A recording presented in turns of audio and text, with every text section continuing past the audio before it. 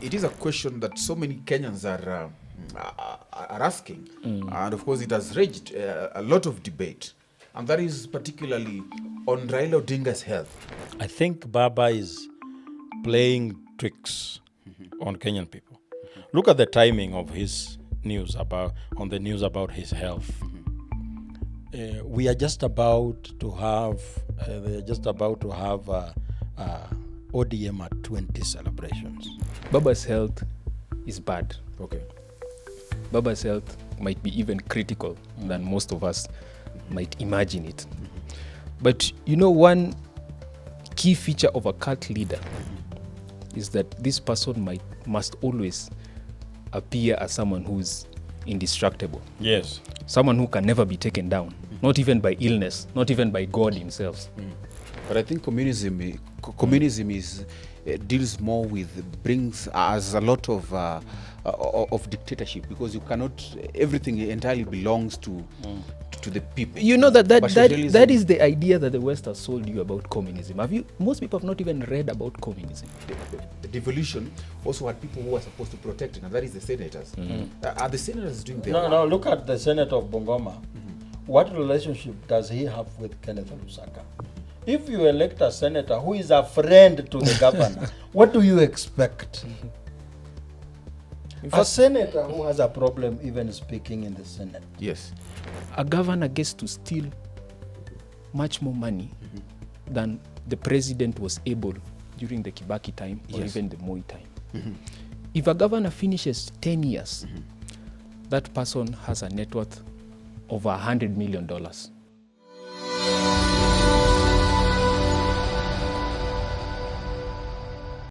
Thank you so much and welcome back to the Power Table. My name is Eugyne, and this Power Table comes to you every Wednesday as we get to dissect issues that concern you. In here, we bring men and women of power to talk about issues of power, issues of influence, issues of politics, governance, and the economy, and issues that affect you deeply and directly as a person and as a citizen of Kenya. Well, today we have brought two gentlemen. The first, Joakim Simiyu, Secretary General of Safina Party, amongst many other titles, and of course, Adrian Oluoch, who is a lawyer and a legal creator, a digital legal creator. Thank you so much, gentlemen, for joining us for this conversation. Well, tonight on this conversation, we talk about the art of tribe and tribalism in Kenya. Well, Kenya is a nation of many tongues, many faces, and many stories. A land of more than 40 tribes, each with its own beauty, rhythm, and pride. But somewhere along the journey of nationhood, our diversity, instead of being our strength, became our most exploited weakness. Since independence, tribe has shaped not only how we vote, but how we think, how we trust, and how we share power. From the ideological fallout between Jomo Kenyatta and Jaramogi Odinga to the uneasy alliance and betrayals that have followed every election since, tribalism has been the invisible hand guiding Kenya's political destiny for better and for worse. We've seen it divide communities, make and break presidencies, and turn friends into enemies. Yet, we've seen moments when Kenyans rose above it, when unity spoke louder than ethnicity, and hope transcended tribe. Tonight we ask hard questions. What truly fuels tribalism? Who benefits from it? How did the Kikuyu-Luo divide become the axis of political power in our country? Has devolution cured ethnic exclusion or simply decentralized it? And most importantly, can Kenya ever outgrow the politics of tribe? And of course, these are some of the questions that we are going to critically look into through the eyes of these two gentlemen who have both the understanding and the political and the historical wherewithal to answer this question based on their history and their understanding, of course. Thank you so much, gentlemen, for once again joining us on this conversation. This is the Power Table. Pleasure. Yes. Permit me, gentlemen, before we begin this conversation, to ask a very critical question, which of course is, it is a question that so many Kenyans are asking. And of course, it has raised a lot of debate. And that is particularly on Raila Odinga's health. And we ask this because this is a gentleman whose influence in Kenyan politics is known. Is called the enigma of Kenyan politics. Yeah. And perhaps it is just important to ask, what do you make of Raila's health? It has been published everywhere, in newspapers, and people are talking about it. What is happening? Is something wrong with Raila? Joakim? Is he dead? You know, as I've always mentioned, when I support someone, I really study who I'm supporting, so that I don't end up saying things that will unsettle them, or do things that won't go down well with them. And I have kept on saying that I have been a front support of Raila ever since I knew about the existence of politics. And I have studied the man. And to some extent, I can even write a book about him. For those people who are engaging in this debate, out of either hatred or love, they don't know what's happening. But from where I sit, I think Baba is playing tricks on Kenyan people. Look at the timing of his news about his health. We are just about to have ODM at 20 celebrations. And as it stands today, Baba is not as popular as he has always been because of his indulgence with the current regime. So when he shows up at the event, celebrations, I think it's in Mombasa, and they have actually booked the whole SGR, there will be no excitement the way it should be. So how do you get people excited when they see Baba? And Baba understands that the number of people who hate him is almost the same as the number of people who love him. So when you ignite a debate around his name, there will be push and pull, a raging, a whirlwind of accusations and counter accusations. So just about when there is this celebration, there is public news about his health. People who hate Baba are saying, wacha kufe.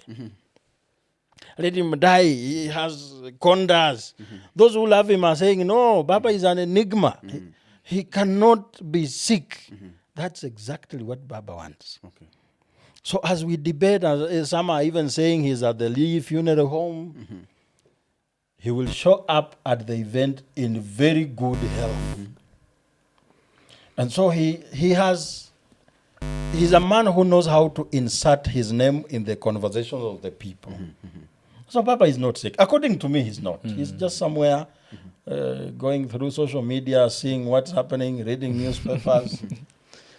That's how he maintains relevance, mystery and controversy. So at the end of the day, and mark my words, when the day of ODM at 20, Baba will show up in good health. And there will be an uproar and the excitement. So that's why I have not involved myself in this debate.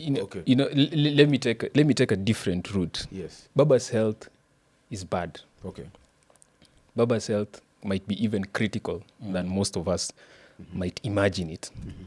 But one key feature of a cult leader is that this person must always appear as someone who's indestructible. Yes. Someone who can never be taken down, not even by illness, not even by God himself.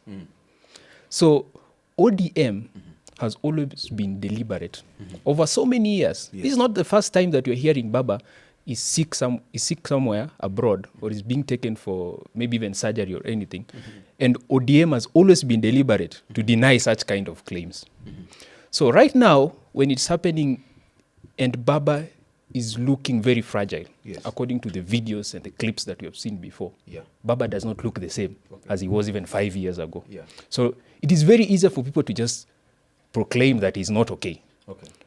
So that is one thing they're very afraid of, the ODM faction. So right now is one of the critical moment that they do not want Baba to appear as a weak person, so that they do not want to spark this conversation of who will take over. Okay. So right now, I would think that Baba is critically ill, Okay. because I would treat it as an information that has leaked a lot from people who are very credible and close to him. Yes. And they do not just want to accept it. Yeah. Wow. Quite much interesting. Now let us delve into the conversation of the day, and that is the art of tribe and tribalism. And majorly as we get to look at how it has affected our political landscape and our governance structure, Yes. for that matter. Because you see, Kenya was born a nation of many tribes, over 40 tribes. And from independence, our leaders have promised unity, even in diversity. But you look 6 decades later, tribes still defines our politics, our trust, and even our destiny. Who aligns with who? As we begin this conversation, perhaps if I could ask, how did tribe, something so deeply cultural and beautiful, now evolve into one of the most powerful and even dangerous political tools in Kenya's history? If I begin with you, Wakili. You know, to look at the issue of tribe, it was a modus operandi Yeah. of colonialism, and it has always been from the beginning. If you look at Rwanda, the only way these people could ever take control of a country was to always prevent the common convergence of every tribe fighting for the common good. So what did the tribal British in our situation do? Or maybe even in Rwanda? They would want to treat a certain section of people Yes. better than the other. Okay. And that is exactly what really happened in Kenya. Number one, they started to treat certain tribes better than the other ones. Okay. They began with Kikuyu, number one. So what happened in Kikuyu? There were a lot of people who were getting scholarships, going to study abroad. There were a lot of mission hospitals that were built there. So in a way, they were treated very well. So what happened to other tribes that were not getting the same kind of treatment? They would feel that they were alienated from it. So fast forward to now the issue of taking power in 1967, 1968. What happens to a tribe such as Luo? Luos are very brilliant. They start to imagine, they start to want to take political power. But you know the problem with these critical people like Luo, they were questioning the Western kind of leadership. You had people like Jaramogi, Odinga questioning capitalism and, you know, embracing things such as communism. So they always made sure that these two people, number one, Luos and Kikuyus, are always fighting for a seat at the top. But at the same time, they would only align with someone who only aligns with their mission and goal when it came to Kenya itself. So that is when our tribal foundation problem started, number one. And number two, the problem is that we carried it ourselves as Kenyans, and we decided this is the thing that we are going to go with, because politicians also realized that it favored them. Okay. Because look at right now, the indoctrination when it comes to tribalism. Since when in any election in Kenya have we ever had a discussion about ideologies? Every election, 4 years, Yes. we must always discuss about which tribe is aligning with which tribe. Yes. Yes. Always. Yes. Nothing different. Joakim, Simiyu, Yes. how did we get here? From the beginning, let me begin from a little bit further in history. Yes. You look at, there are two communities in this country whose unity would bring a lot of change, Yeah, because they are the best combination. exactly. Whenever you get a Kikuyu and a Luo working on something, the result is usually superb. And the first instance was in 1924, when a young man called Harry Thuku realized the way things were being carried around, and most especially the education system, was not the right way.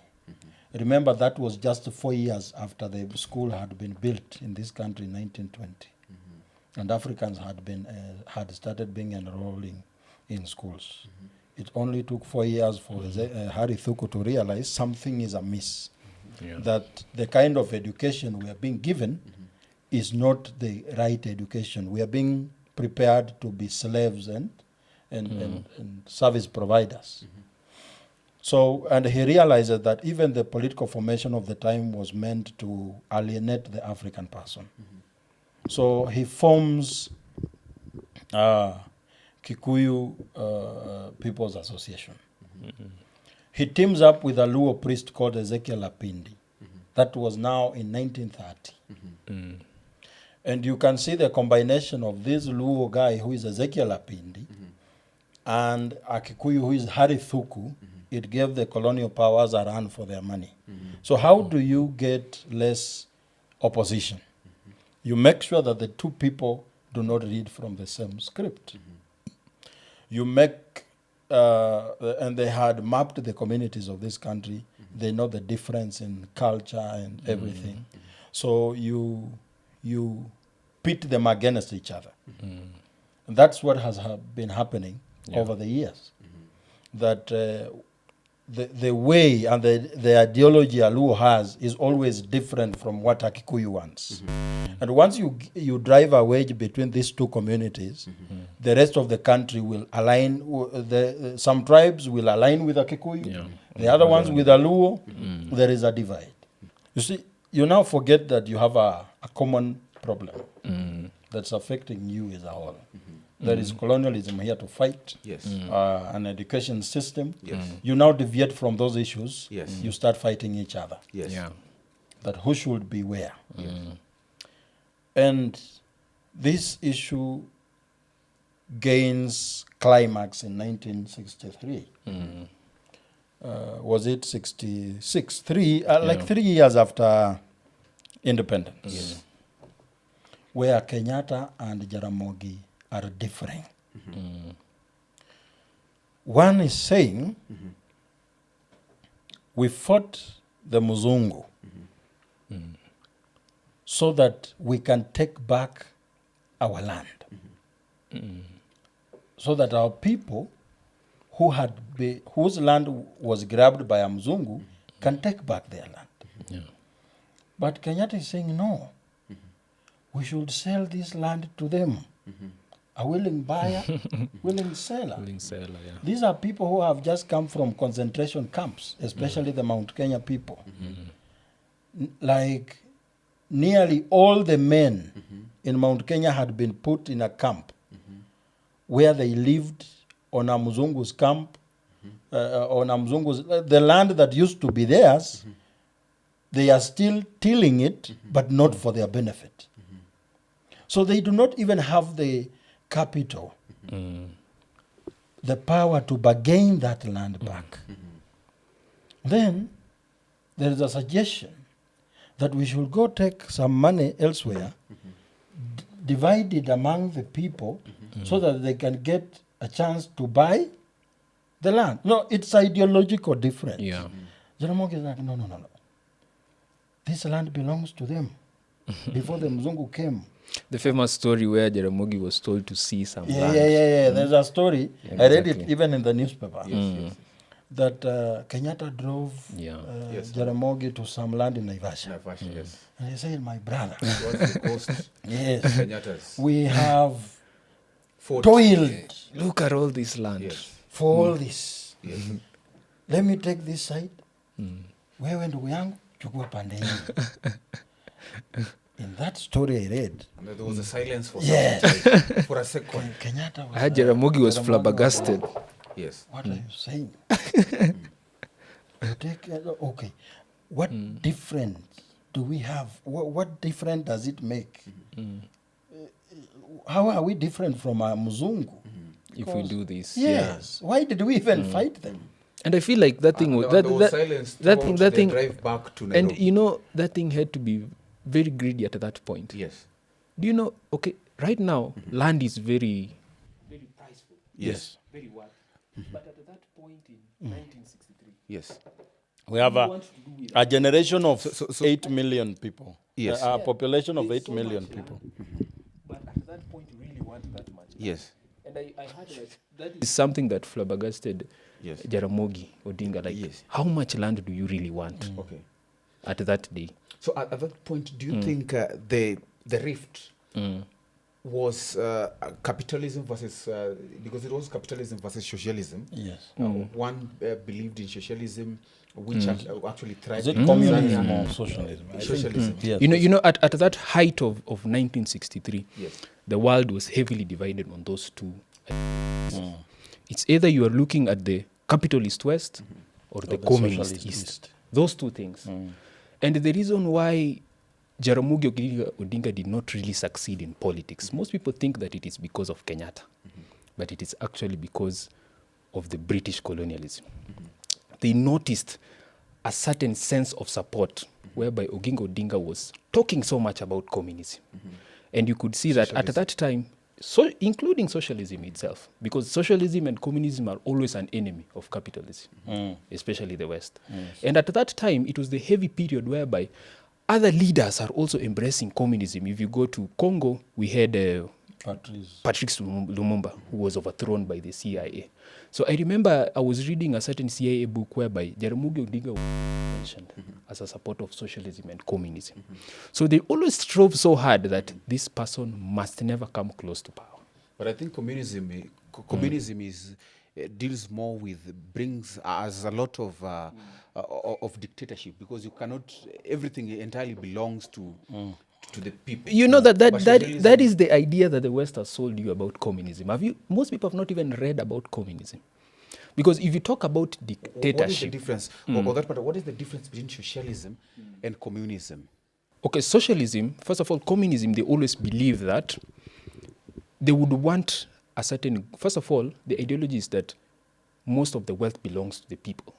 But they want a special group of people, like a party, to represent this class of people and make decisions on their behalf.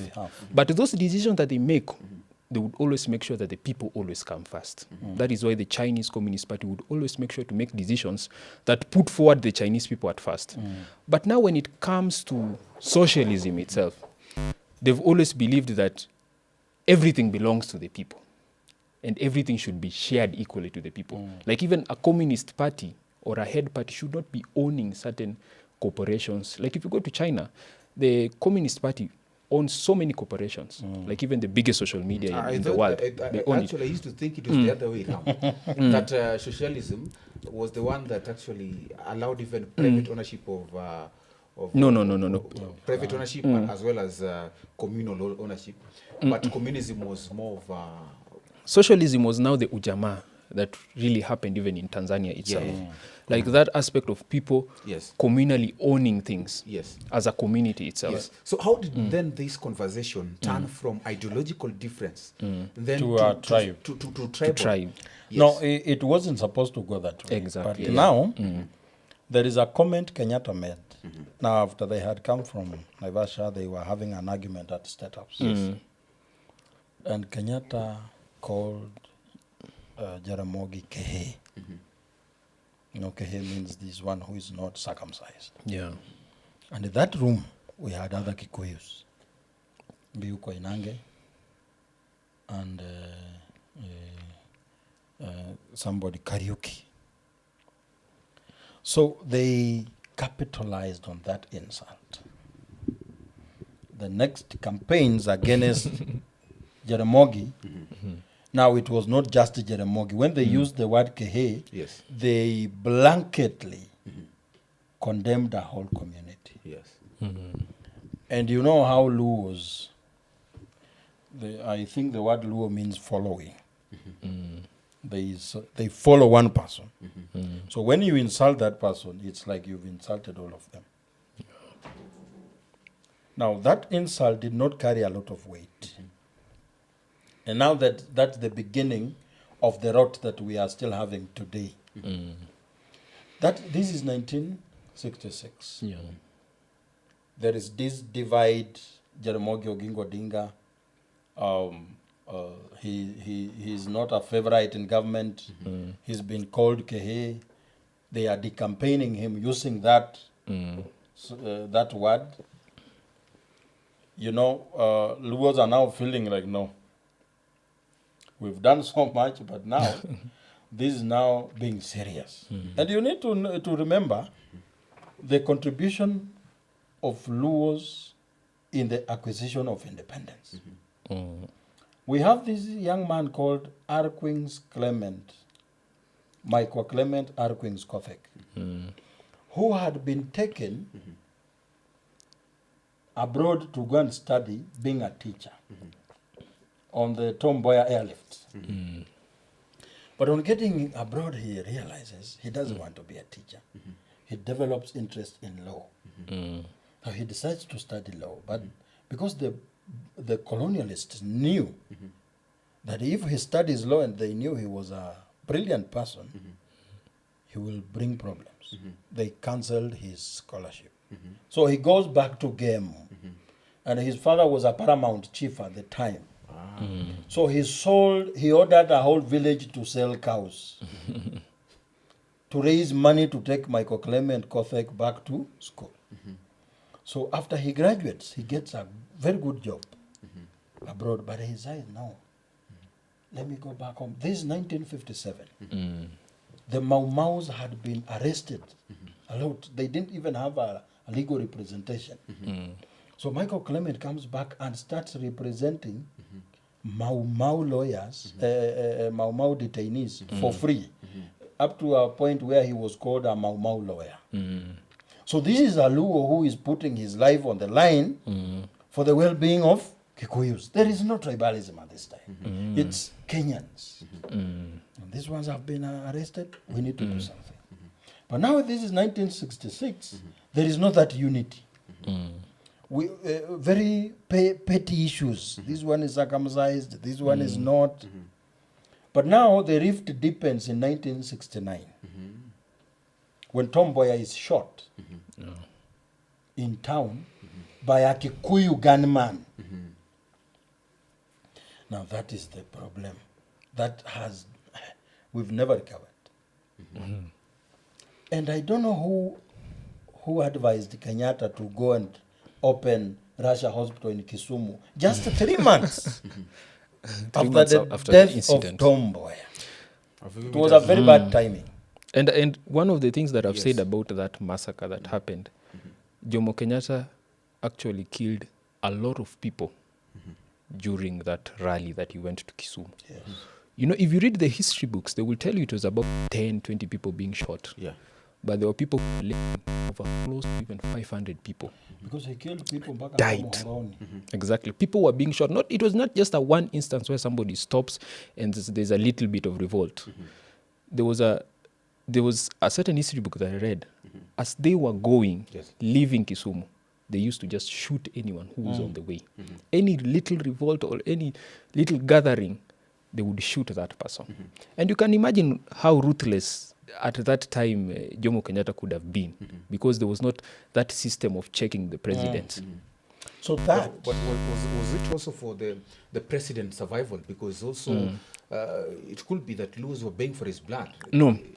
When Jomo Kenyatta went and he could see the kind of hostile environment he got, it hurt his ego so much. I remember there was a speech that he made about his travel to Kisumu. And in fact, he even said, if they do not want development, we will not do it. We are not going to be focusing on that region anymore. The way he was treated there, he felt like he was not treated rightfully as a president is supposed to be treated. So it hurt his ego so much. Okay. That is why he acted Yes. so inhumanly with the Luos that were there. You know, we have never recovered from those scars. And until we talk about them, and you know, when we open these wounds, talk about them, there is a sense of healing that comes with it. Yes. Exactly. Because if we keep that kind of bitterness, it is hampering a lot that we are poised to achieve in the future. And actually, that leads me to the question, because we have the Kikuyu Luo binary, and you've spoken so profoundly about how they coexisted. Definitely. What happened in the beginning, like how even Kodhe could represent the Mau Maus. You've given an example of Ezekiel Pindi, who worked closely with Hari Thuku to realize the dream under Kikuyu People's Association, Yes. and so on and so forth. But for 6 decades now, the Kikuyu-Luo divide has been been political capital for anyone actually eyeing the presidency. It was. Be it all the almost all the presidents. It was now. Politicians are. Let me just finish this question. Now, my question will be: why has this relationship, which once symbolized national unity in the fight for independence, now has become a central fault line to our politics? That is number one. And then, what actually will it take to end it? Someone who tried, Yes. but it was too late. Yes. The most recent attempt. Yes. Uhuru Kenyatta, before he left power, he realized Yes. the status at which he was leaving the country was not right. Yeah. And the reason why I even supported the handshake, there is that body language that Uhuru usually exhibits.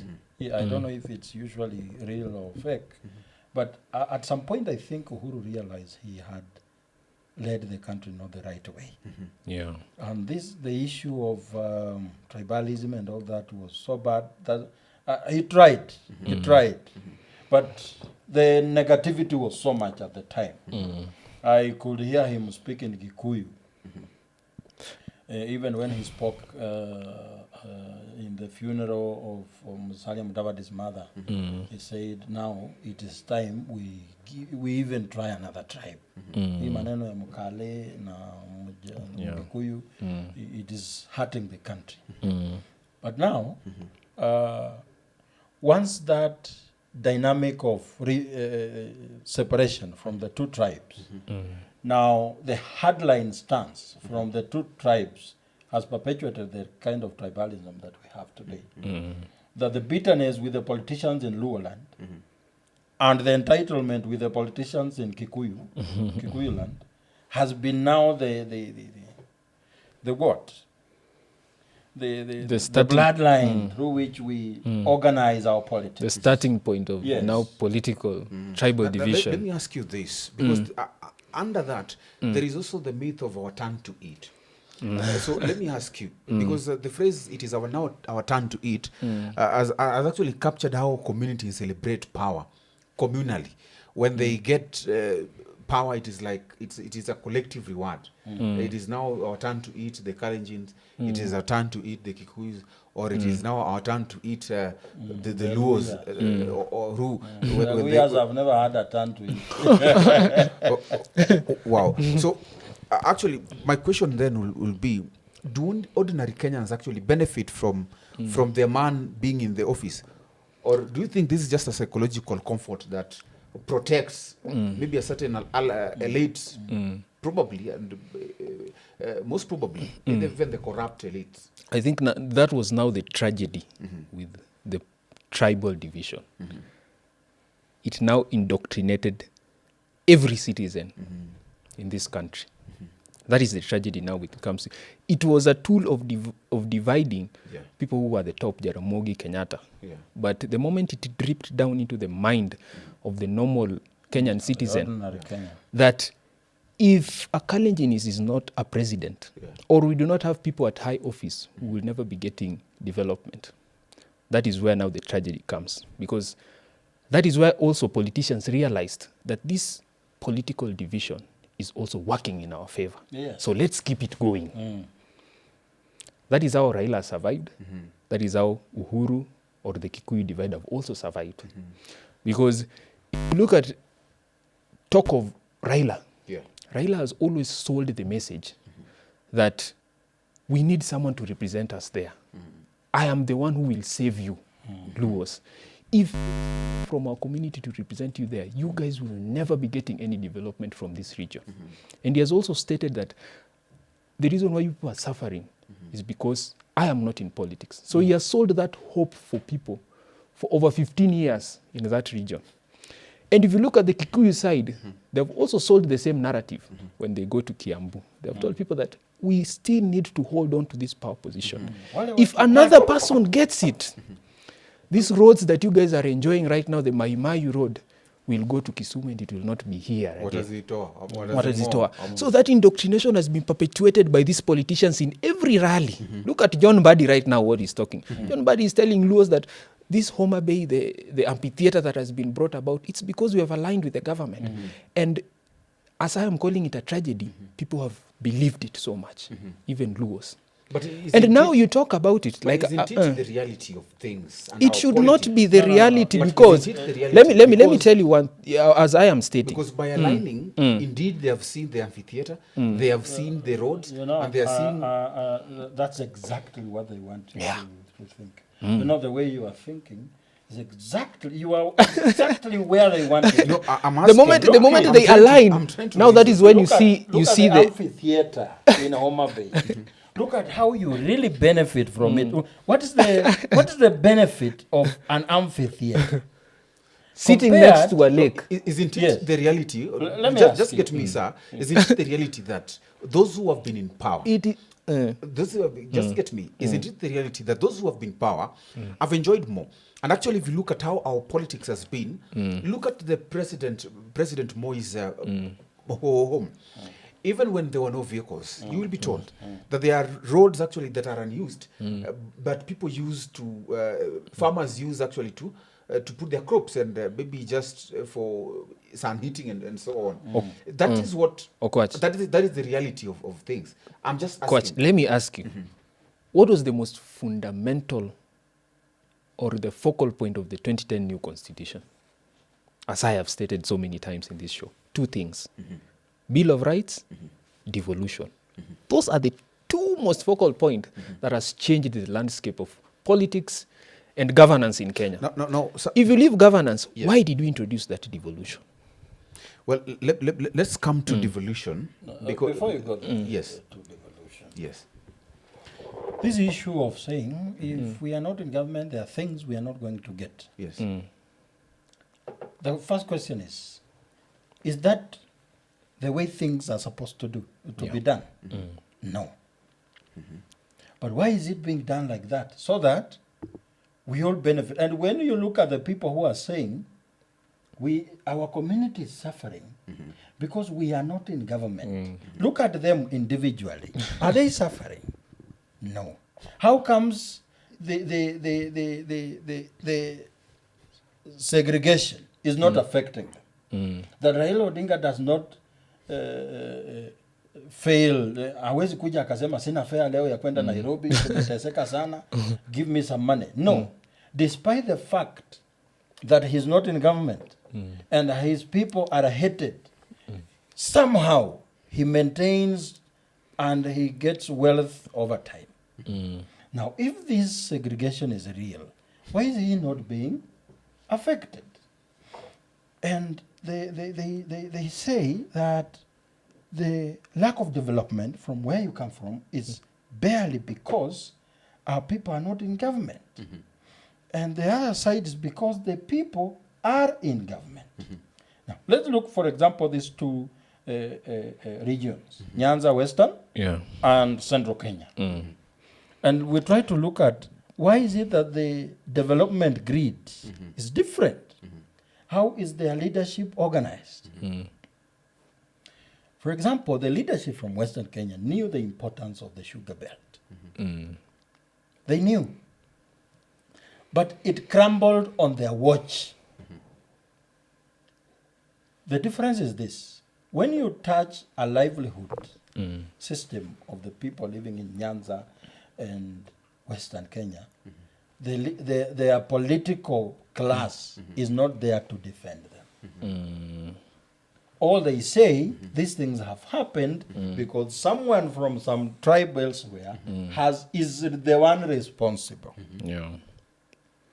Now, look at the kind of leaders we produce, Western and Nyanza. People who have gone to school.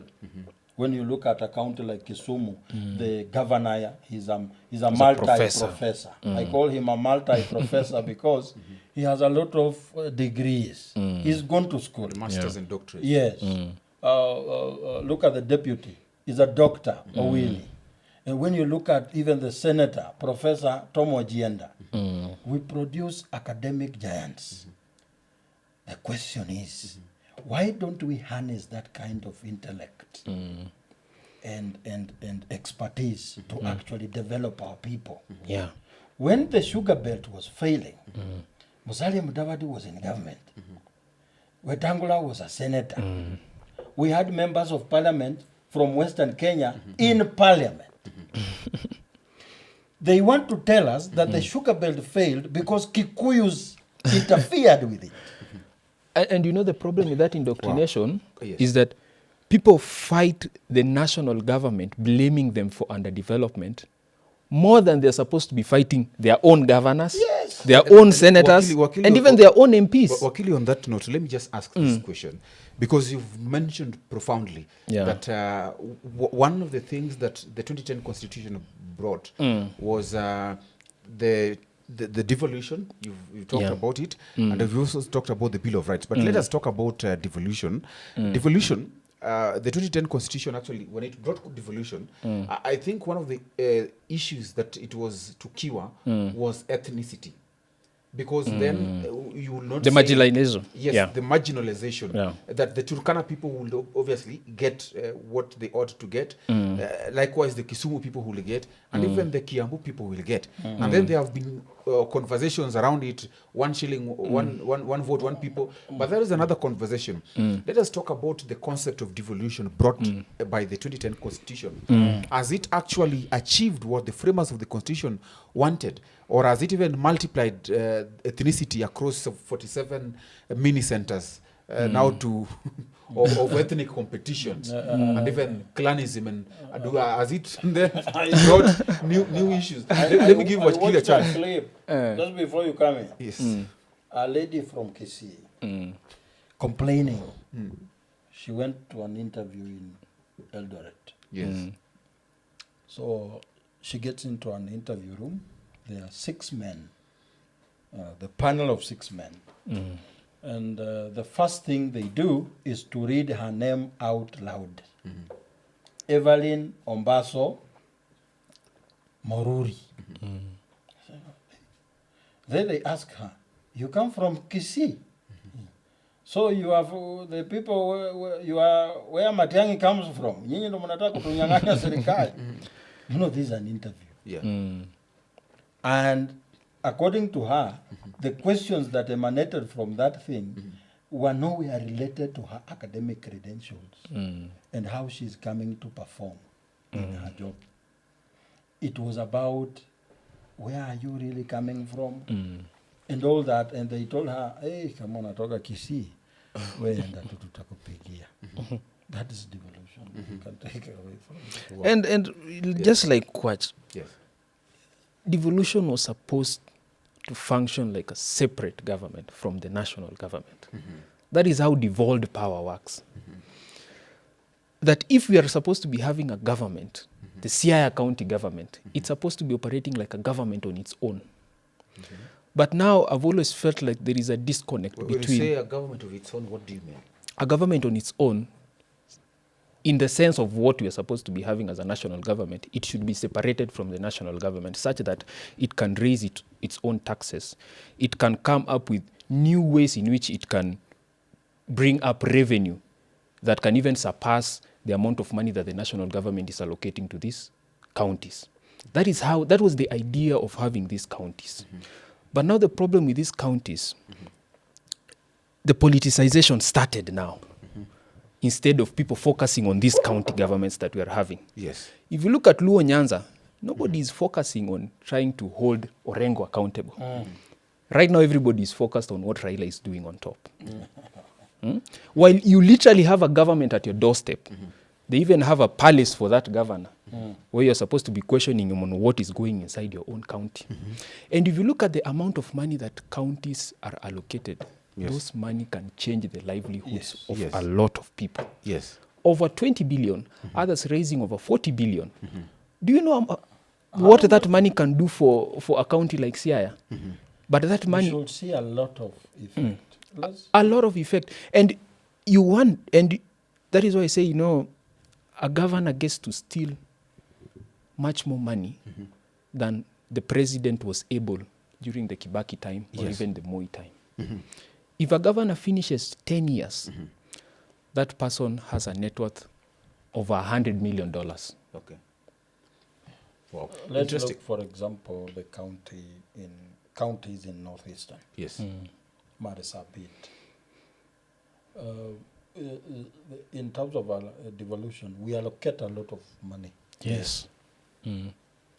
But at the end of the day, that money comes back to Nairobi to build malls in Eastleigh. Initially. It has not helped in eradicating poverty from northeastern. And those people will still complain that we are marginalized. At no single day will they question the Isiolo governor. Yes. Abdi Guyo Okay. is milking resources meant for his people. They come buy big vehicles here. They drive around looking very wealthy. But when you go to where they come from, it's a mess. Look at the former governor of Turkana, Nanok. He built a palace in Turkana using the money meant to elevate the people of Turkana. What devolution has helped doing is to enrich regional chieftains. That your governor comes in and steals. And Kenyans sometimes are very hilarious. Like, for example, where I come from in Bungoma, the person who motivated President Ruto to come up with the wheelbarrow story is Governor Kenneth Lusaka. When he bought one wheelbarrow at a price of 112,000. Well, it wasn't Wangamati? It was Lusaka. It was Lusaka. Yeah. And then we went into a frenzy, said, pana. Where umeiba pesa. We didn't vote for him for a second term. We voted for Wangamati. Yeah. Wangamati comes in with a scholarship for children. And then, again, we forget Lusaka was a thief.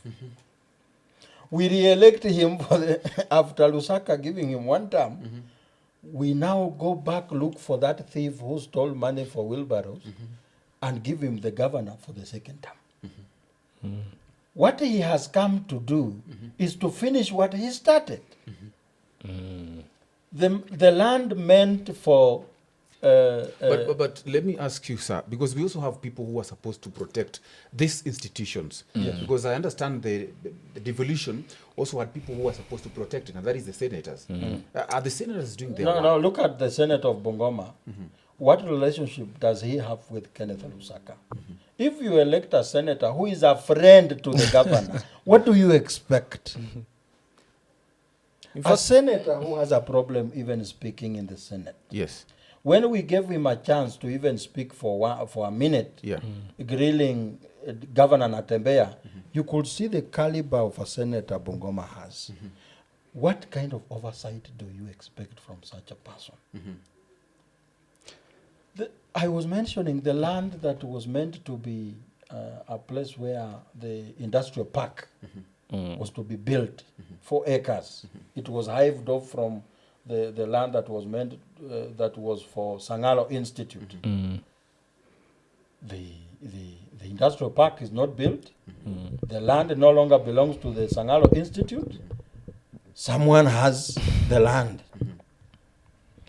The problem we have had is that since the promulgation of the 2010 Constitution, we have not had leaders who truly believes in the Constitution and has a political goodwill to implement this Constitution.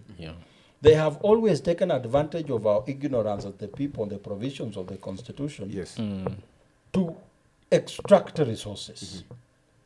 And let's now go back a little bit to check where we began the conversation from, the issue of tribalism. When you look at it clearly, you see that even the basis of all this was kind of economic, because land was a source of livelihood. And it was a fight to take control of our resources. And land was the biggest resource at the time. So even when you look at the biggest issue of the people fighting for independence, It was to get political power to help them get back their resources. It has not changed even today. Okay. Now, one of the questions that actually I have, I don't want to ask you guys some two questions, but perhaps let me begin with you. Yeah. Kenya's young population actually is actually a bit more urban. It is digital and even more globally aware. Yet we've seen that tribal voting, the pattern, still exists. So are we generally witnessing a generational shift towards issue-based politics, or is it just the youth simply modernizing tribalism online? Do you think it's something that we will do away with, honestly speaking, or we are just modernizing tribalism? It is still etched in our memory to the extent that people who hated Gashagwa because he's a Kikuyu will still hate. People who hate Raila because he's a Luo will still hate. As young as we are, people who hate these people because of the tribes will still hate, and it will continue that way. To be very honest with you, Yes. it is only 35% Yes. of Gen Zs Yeah. who have emancipated themselves from this tribal politics or tribal rhetoric. The shackles. And they are the only ones who are fighting for that genuine urge of having politics whereby you are discussing issues, ideologies. Only 35%. Only 35%. Why am I saying that? We still have a huge 75% or 65% of youths who are in the rural areas, who are in the ghetto. It is not demeaning them, but it is also pattern recognition according to how they behave, according to how they attend political events, according to how they talk about certain issues. Most of these youths still hold that narrative whereby that indoctrination that I've been talking about politics. If you go to the rural areas of Nyanza, most of them are still act on the stand that Raila Odinga cannot be taken away from politics. It is his own ideology that I will follow, not any other ideology. If you go to the ghettos of Mathare, go to the ghettos of Kibra, we still have that huge population of young people. So for a very long time in Kenya, we will not see that deliberate change when it comes to our young population to shift into issue-based politics. Yes. And it is because, and most people are making that wrong decision or wrong analysis of assuming that all Gen Zs are the same. Okay. They are not. Okay. Educated Gen Zs are not the same as others. Yes. Gen Zs who have gone to universities are not the same. Gen Zs who have been exposed to so many things, we are not the same. So that is my only problem when I have with the young people. Okay. But one thing that I would love to appreciate, whatever happened in 2024, June 25th, brought a political awakening that has never been seen before in Kenya. For the first time, youths have been very interested in politics. And for the first time, youths have been able to see beyond this veil of tribalism or beyond this rhetoric. They have started asking, what is it you're going to be doing for us? That is the only thing that I appreciate for Gen Zs. Okay. But not everyone has boarded that bus Yes. of freeing ourselves from this politics. Quite much interesting. Sir, well, let's talk about the elite handshakes.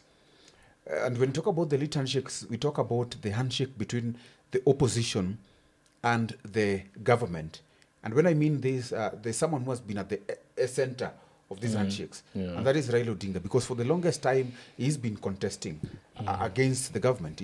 There was a handshake between President William Ruto just recently and Raila Odinga. They agreed to work together. In 2018, there was a handshake between former President Uhuru Kenyatta and Raila Odinga.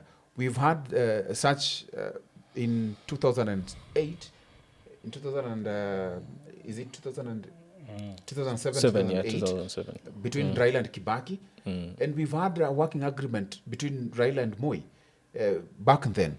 And I'm informed that even there was a handshake between Raila and Kenyatta. So these are elite handshakes, but somehow they have impacted our political scene. Because if you look at all these times, before this handshake, there were wars and there were quite, the country was not at peace at all. But after these handshakes, at least you could feel that there was a bit more harmony and these people were working together. Yes. From these handshakes, do they really heal the nation, or do they just recycle the same ethnic elites under a new arrangement? Do they really bring healing? Because these people really fight for a certain reason, for some reason. Some of them feel disenfranchised in so many ways. But immediately we have the handshakes, and then unaona mambo imetulia. So do they really solve the issues, these ethnic issues, or there's just ulterior motives to them and it ends and then it goes on that way? You know, solving issues and all this issue of handshakes. Yes. And you say that before the handshake, there is usually some sense of turmoil. It's like you create war and send firearms. And the biggest person in all these handshakes is Raila Odinga. And he's been dubbed as the best stabilizer of government. The question is, who destabilizes government for him to stabilize? Wow.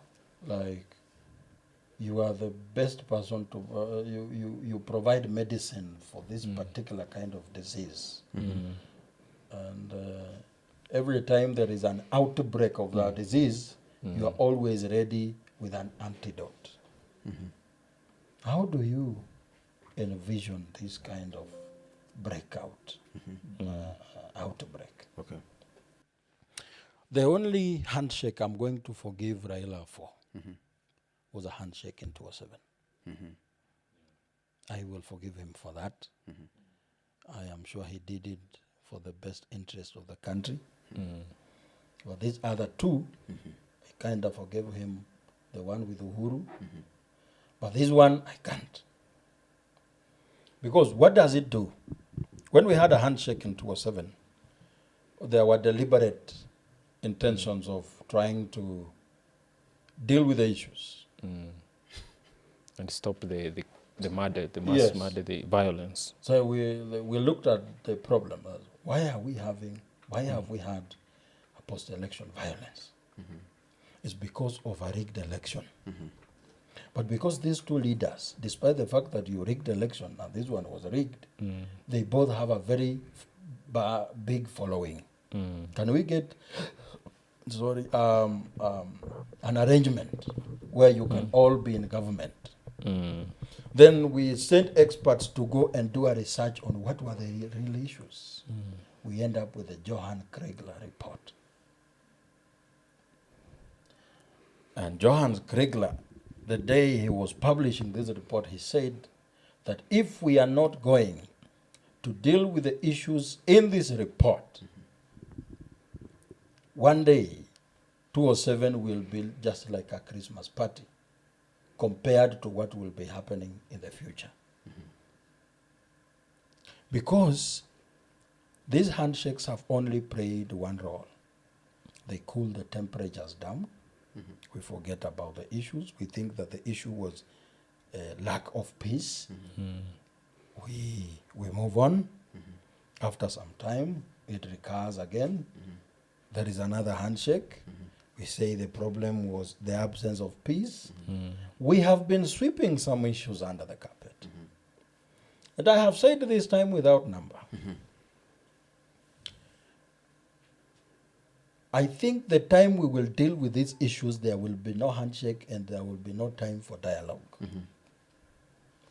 We have wasted quite a lot of time. If we had the intention to deal with the issues, we wouldn't be here today. But dealing with the issues will affect the politicians. Because politics of issues is very hard. How? You have to think about what you can do for your people. You don't just come with a boogeyman to fight and say, no, you must vote for me because if you vote for Adrian, you are done. Therefore, these people fear the politics of issues. That's why they have perpetuated tribalism. And it's very hard because they will not do what they will say they will Because do. most of them know themselves that I do not have the capability to do a certain thing, but I can manipulate people to be elected just to benefit. I have said this on another platform that I was reading the strategy paper, campaign strategy paper developed by Professor Anyang' Nyong'o in 2007. And in that strategy paper, he lists the strength of the candidate at the time. The candidate is Raila Amolo Odinga. He said, our candidate's strength is he's a great orator, a crowd mover. The people relate to his story of detention. His weakness. This is what Anyang' Nyong'o saying. Our candidate have limited knowledge on economic matters. That's not my word. It is Professor Anyang' Nyong'o describing Raila so that they can understand how they can package him to the country. And so they avoided the trajectory of the economy because their candidate couldn't grasp it. They came up with a very trivial concept, 41 against 1, a tribal calculation. As let us now mobilize these other tribes into hating Kikuyus and say, we are now going to deal with these Kikuyus once and for all. And that became the ideology of And that that became the ideology election. of election. That is why after that election, there was a deadly fight. It was prepared during the campaign. Okay. Why? Because the people seeking for elective positions Yes. could not sustain a campaign based on issues. Yes. So that is quite much interesting. Because of time, I'm just wondering that now after 60 years of independence, can Kenya actually really vote without the tribal arithmetic? And then probably I will ask that what will a post-tribal nation now for Kenya look like? Let me ask you, Wakili. what will this look like for Kenya? There would never be a post-tribal Kenya. That is number one. Because, okay, for someone who's enlightened, leave alone just someone who's smart or who understand local politics, you have to understand most of the issues we are facing as a country goes just beyond our local politics. There is so much about neocolonialism that the average Kenyan person does not understand. And there are a lot of forces that are outside our country that would want that tribal narrative to keep going.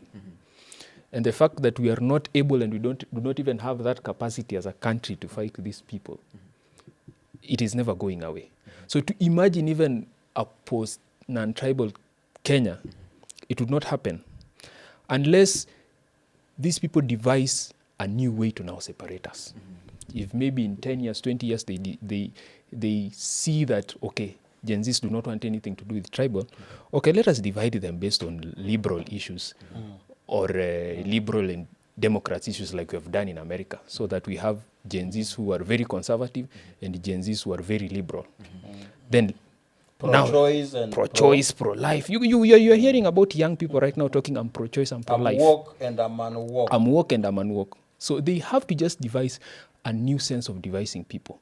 So even if you think of a post-non-tribal Kenya, there will something that they will have to devise for them to divide Kenya again. So in the next 60 years, we'll be hearing about our grandchildren fighting your son, that you're not woke, you do not support abortion issues, you do not support LGBTQ issues. So you see, there will always be division. Stop looking at it as a sense of just tribal and untribal. Look at it as a sense of whereby we do not have this kind of divisiveness, whereby everyone is just focused on issues. Okay. What will you do for us? Okay. That is my take. I want to be a little bit hopeful and optimistic as far as tribalism is concerned. That it is even becoming harder to sustain a tribal conversation. Because you realize that in your house that you're sitting, ukianza kusema hawa Kikuyu ni wabaya, you realize your wife is a Kikuyu. So you stop. And when her grandmother starts saying that these Luos are bad, her grandchildren are Luos. So there is that. As we continue, even if you want to perpetuate that statement, it becomes a problem. Even your own house will break. There was a time where a whole extended family is just one tribe. So you can discuss another tribe and say, hawa wataita hawa na watu wabaya sana. Nowadays, you discuss a Taita, you realize that your Uber driver is a Taita. So anakushukisha akiwa amenuna vibaya sana. Ukituma pesa unaona mwatate. So I want to believe that as we go forward, there will be a change in how we look at things. Yeah. And should it be that there are other factors that arise that want to divide us, we will cross that bridge when we get there. But let us deal with this one here. Yes, true. The issues that affect us collectively, not just where you come from and what is your ancestry life. Thank you so much, gentlemen. It was a great conversation. Permit me to ask you to give your final remarks as we come to the close of this conversation. Oh, my final remarks. Let us go into 2027 with a common vision as a country. That is what I want to tell the young people of Kenya. I will ask them to think, why isn't the president asking them to register as voters? Why isn't your area MP coming to ask you to register? Because they don't benefit from your registration. And I want to also tell them that the scanning of the iris was a ploy to scare young people from registration. And say, oh, my eyes will be scanned, they will take my information. Which kind of information that the government doesn't have? You go to GETS, you write your name, your ID number, the name of your phone number. That's entirely your data out there. They can access it without even scanning your iris. Definitely. But it was done so that you say, no, we are not going to register. William Ruto wants to rig elections by scanning our iris. I want to tell the young people, go and register as voters. Because it is in 2027, it is do or die. Wow. Yeah, true. Thank you so much, gentlemen, for this conversation. It has been quite a great conversation discussing issues to do with ethnicity and a tribe. And we've talked about the art of tribe and then tribalism, as you guys delve deeply into what it really means, giving it historical perspective, what the new constitution actually talk about, and actually what it intended to change, and actually how tribalism has continued to affect us, and probably giving a hopeful remark of the future, of what kind of a future probably that we'll be able to have.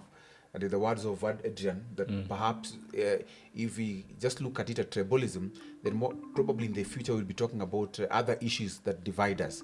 But of course, Joakim is quite hopeful that regardless, of course we will cross the bridge when we reach there, but we're hopeful that in the coming future, probably we will not be talking about tribe, because probably your wife is a Kikuyu or a Kamba or a Taita, and the people you do businesses with are lawyers and so on and so forth. True. And then the conversations about tribe will Have a natural death. have a natural death. Yes. And of course it's beautiful if that is indeed the case, so that at least people get a chance to talk about the issues. Well, this is the power table, where we get to discuss about power.